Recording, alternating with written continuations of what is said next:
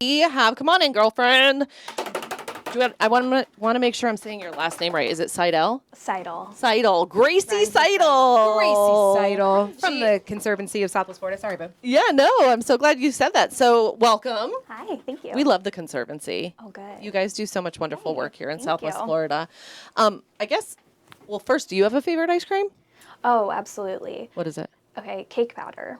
Where's that Ooh, from? Tell us more. You can get it at Cold Stone, but I mean, food like Love Boat has it. Okay. But I also agree with you. I like anything with stuff in there. Yeah, you got to have like Love the Boat crunch. has a banana one too with Nilla wafers in it. Excellent. Okay. Yeah. I love that. Had to ask.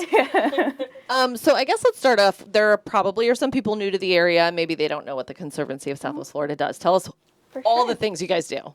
Yeah, so we are an environmental nonprofit. We are started about 6 years ago, so we're pretty in the community. We have a nature center in Naples, so it's a really good place for people of all ages. We say that we educate pre-K to gray. So what's really important to us is educating people about the land, water, and wildlife in Southwest Florida. So we do that with, obviously, our Nature Center and education team. We also have scientists. We have policy and advocacy teams. And then we have a wildlife rehabilitation hospital on our campus. So if you find an injured, orphaned, or sick animal, you can bring it in and we'll take care of it. I love following your posts and your updates when the animals are sick. And the rehab. You guys just got a $25 million grant. We did, yes. That's amazing. Yeah, we are so excited for our John and Carol Walter Nature Experience. We are going to be breaking ground next year. Okay. And it's going to expand our nature center to include so many more great things. It's going to be huge, and we'll be able to accommodate way more guests, have way more exciting interactive activities. We're super excited for it. It's already pretty epic there. I mean, it's beautiful. I mean, I love it, but it's just going to be so much more awesome. So much more awesomer is what I was going to say about it. I would say that awesomer, too. Yeah. Talk to me about, because when I think of wild animals, I always have to go to like pythons because it's a problem in Southwest Florida, right? Like we are getting people like, hey, come hunt these things, come track them down. You guys work using the radio.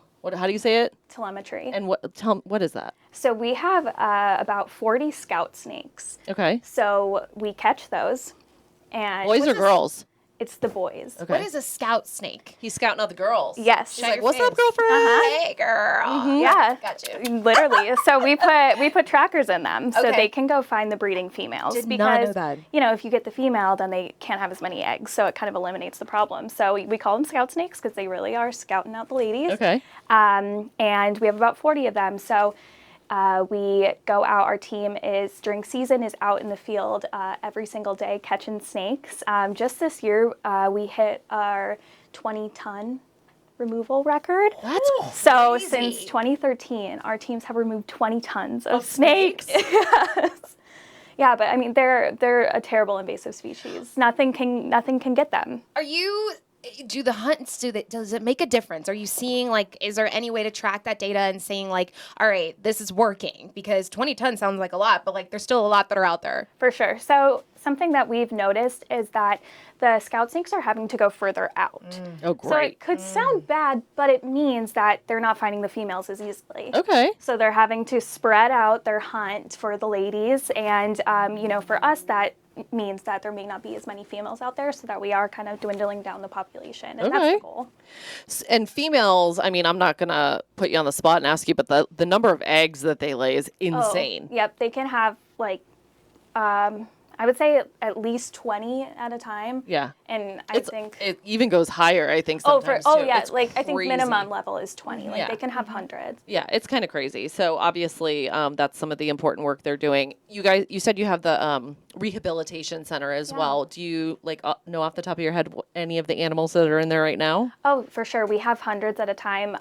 Right now it's we're getting towards the end of it, but it's baby squirrel season. So we have tons of squirrels. We always have gopher tortoises. They, once they get well enough to start eating and they're kind of on the end of their journey with us, they can go out grazing. So you kind of see them when you come onto our campus. You may see like the tortoises walking around. We always have some type of birds, whether it be pelicans or we just had an eagle that got released. So those are always really cool to see because they're awesome animals. I feel like this question comes up all the time. So you guys are a resource for the person in my community's Facebook group who says, I found this animal that's struggling on the road. What do I do with it?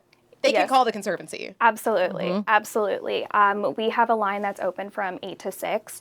And we can call and either walk you through the steps because it may be that animal's okay.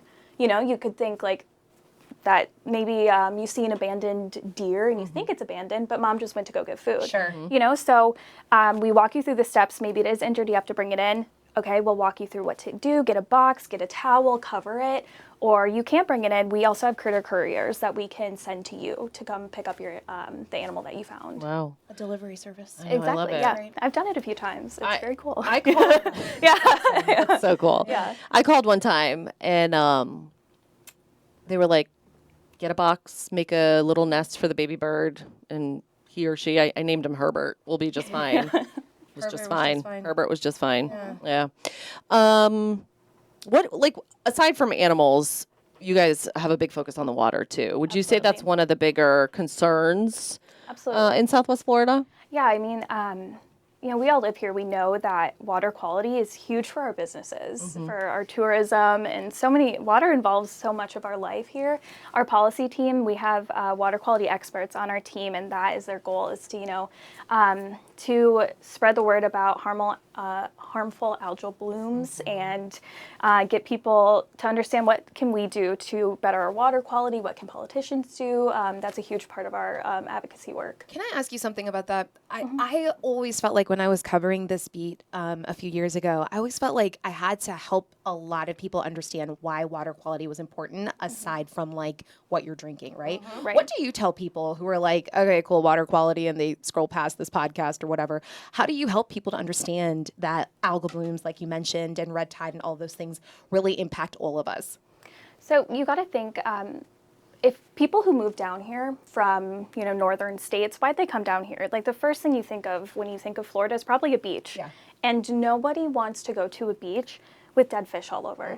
I mean, if you've ever gone to the beach during red tide, come on. you can't breathe. You Right. cough, your eyes are watering. right. It's gross. Makes your skin itch. And that's just as a visitor. Now think about all the restaurants that are on that beach. Think about all of the people who do tours, who are charter captains. Like so much of our economy and so much of our hobbies and pastimes have to do with water in Southwest Florida. And it's all connected. You Yes. know, like you might live in a little gated community not far from the Caloosahatchee, and you're like, oh, who cares if I put fertilizer on during the rainy season? But that goes into that little area of water. It goes into the ground. Sometimes those are connected right. Absolutely. to the Caloosahatchee. And so, like, the issues, we saw that blue-green algae Remember a couple how years back. Right, and the conversation around that too was like the real estate like concerns with that, right? Yes. Because all of a sudden people were like, well, do I want to buy property on a canal in Cape Coral when you're dealing with this thing that you barely know anything Right. about? No, and it makes you sick. I remember one of 100%. our reporters physically Yes. got That's ill. right. That's yeah. right. Yeah.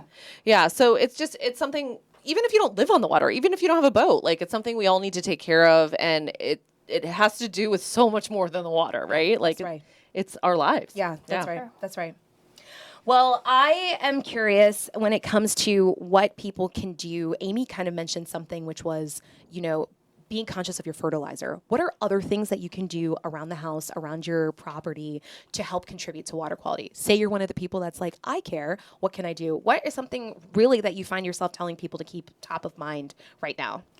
Something we tell people is definitely support research and support water quality research. And there's more organizations than the Conservancy. There's Captains for Clean Water. There's Yes. the Sanibel Captiva Conservation.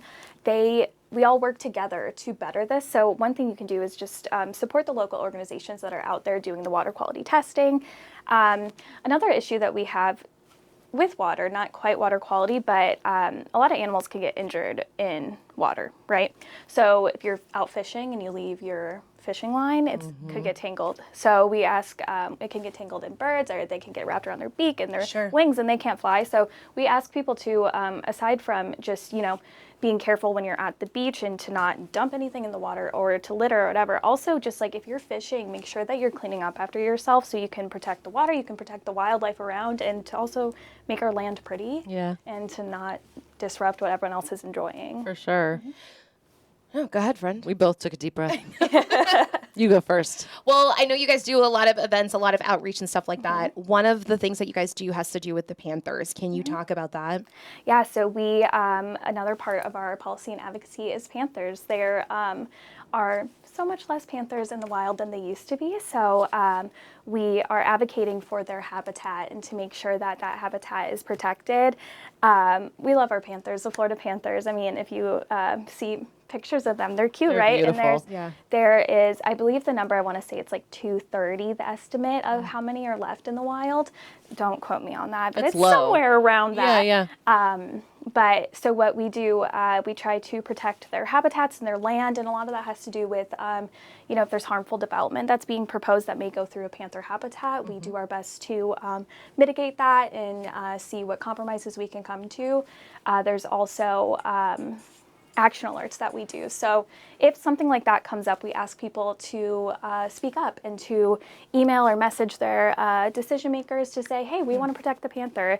And we had last year over 8,000 different people take our action alerts. So it's really, people awesome. they like to find a way to get involved, and we appreciate it. I love that. Yeah. And so at the zoo in Naples, is it the zoo in Naples? No, the Caribbean Gardens. And Caribbean Gardens? Yeah. Naples Zoo and Caribbean Gardens. I never say the second part of the name, so that threw me off for a Like second. we just keep it at the zoo. Yeah, I'm just like the Naples Zoo. Anyway, so they have the Florida Panther Festival. This is November 1st. It's from 9 to 1. What's that going to be like? Yeah, so we take part in that at the Conservancy. So we're right next door to the zoo, and we'll be there. It's a bunch of different organizations come together. They'll have their tables at the zoo, and you'll be able to not only enjoy a day at the zoo, but also get to walk around and learn more about these endangered species, the panther. I know the zoo has one as well. So the panther's often hiding at the zoo, but if you get to see it, I mean, it's beautiful. They're beautiful creatures. They are. Our cat is named after one of the since moved on to heaven Panthers, Uno. Oh, Yeah, with he only had one eye. Yeah. Yeah. I My remember son him. picked, we had just gone to the zoo. We got a cat, and I was like, what do you want to name him? He's like, Uno. And then Uno died. Uno died, yeah. Oh, man, that's so sad. Yeah. Yeah. But he lived a good life. Yeah. He lost his eye. Somebody shot him. Yeah. Yeah. He was there for a while, I think, after when I first moved here. He was there for years. Yeah, I remember seeing him He was there. older. Wow, so much Rest in peace, Uno. Trash. Yeah. I'm just always curious about our guest. Are you from Southwest Florida? I'm not. I'm from Wisconsin. No way. Yeah, right on the border of Wisconsin, Minnesota. Very nice. Oh, I kind of hear it a little bit. Yeah, when you said Minnesota. I'll let it slip. Minnesota. I can let it slip sometimes. Why this work? Why do you choose to do this work? So I moved to Southwest Florida to go to Florida Gulf Coast University. Go Eagles. The Eagles. I Wings love up. it. Yeah. And obviously the environment is really a huge part of that. And I went to school for communication, and I just wanted to do something more involved in the community.